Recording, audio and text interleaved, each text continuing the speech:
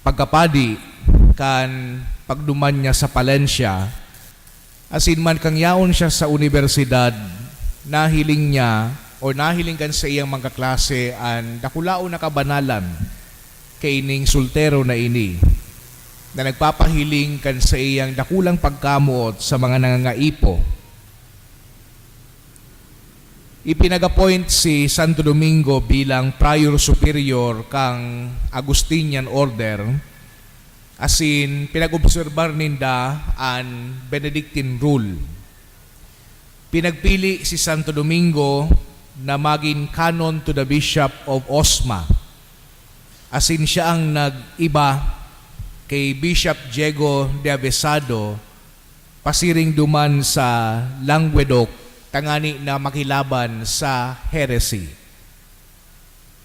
Digdi nagpuon sa iyang ideya na magpundar nin sarong order na malaban sa mga heresy.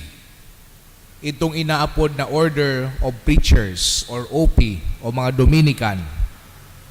Kaya kang 1215, pinag-establish ni Santo Domingo ang siyang sadiri kaibaan anumpa na nagsusunod sa iya, duman sa sarong harong ni tinausainda sa sainda kan sarong mayaman. Nahiling ni Santo Domingo na kaypuhan magkaigwanin bagong organisasyon na ma-address digdi sa spiritual needs kan mga nagdadarakulang syudad kan panahon. Pero sabi niya, dapat ngaya mas flexible kaysa sa duman sa monastic order asin man sa mga secular or diocesan clergy.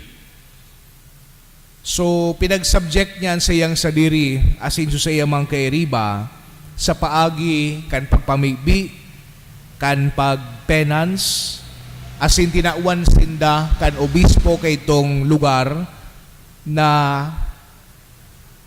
mag-preach duman sa palibot kan diocese.